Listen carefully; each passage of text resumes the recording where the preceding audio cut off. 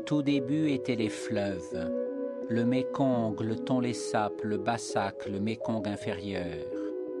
Leur crue, grossie de la fonte des lointains glaciers de l'Himalaya et du retour régulier des moussons, alimente le va-et-vient d'une vaste mer intérieure, qui nourrit la prolifération des poissons avec la richesse des alluvions et permet des pêches miraculeuses lorsque les eaux se retirent.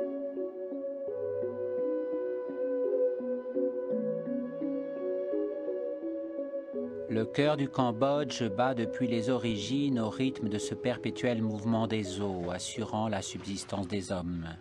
Mais cette profusion attire aussi les convoitises. Pêcheurs vietnamiens et marchands chinois ont aussi suivi le cours des fleuves, et la coexistence des Khmers et de leurs voisins a connu au long des siècles paisibles ententes ou affrontements sévères selon que le pouvoir central était affermi ou fragile. Tragique destin dont Norodom Sihanouk a rassemblé les sons durant son exil en Corée du Nord raconte pour partie cette histoire.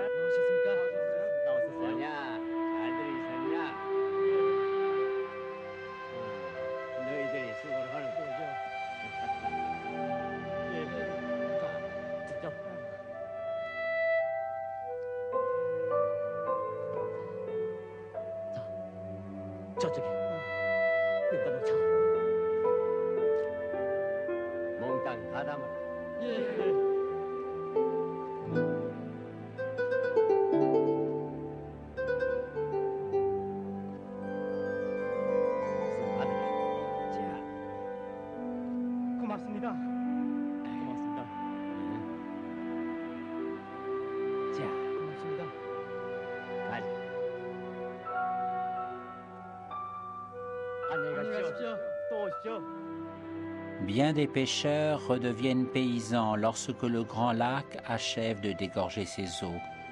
Tout un réseau de canaux et de digues leur permet alors d'irriguer les rizières, où s'est déposé le limon charrié par les crues. La plupart sont de petits propriétaires qui améliorent leur ordinaire du produit des palmiers à sucre qui délimitent les lopins de chacun.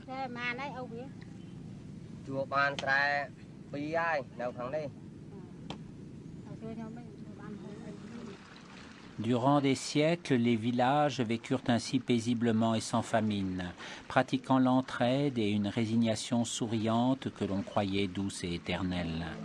Puis la guerre, les Khmers rouges ont voulu détruire la société paysanne traditionnelle, arracher les palmiers à sucre, parsemer les rizières et les chemins de multitudes de mines, qui font planer sur les survivants une menace omniprésente. Et pourtant, cette terre bien arrosée et fertile pourrait suffire à nourrir et au-delà tout le peuple du Cambodge.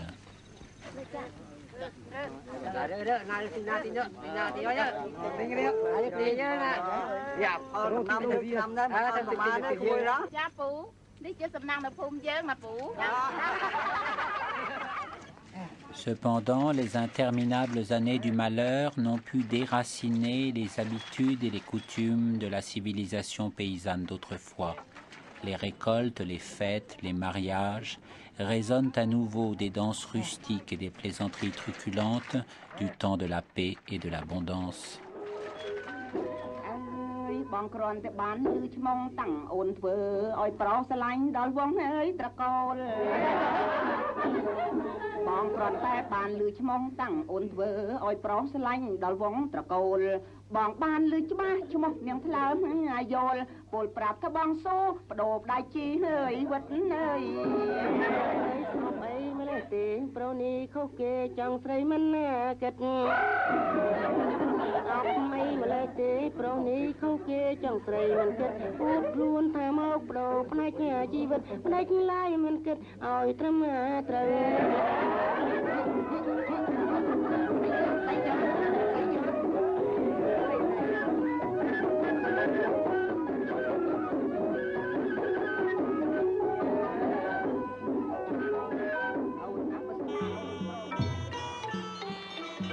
Chaque année, la fête des eaux, ordonnée par le roi, célèbre la période où le Tonlé Sap change de cours après avoir débordé sur la plaine et se vide comme un réservoir vers le Mékong et vers la mer.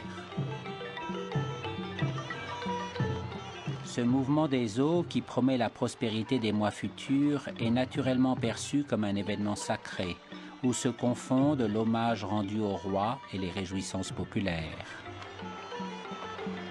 Au temps du protectorat français, les autorités de la République entouraient d'une pressante attention le jeune Norodom Sihanouk, à cette occasion de communion patriotique.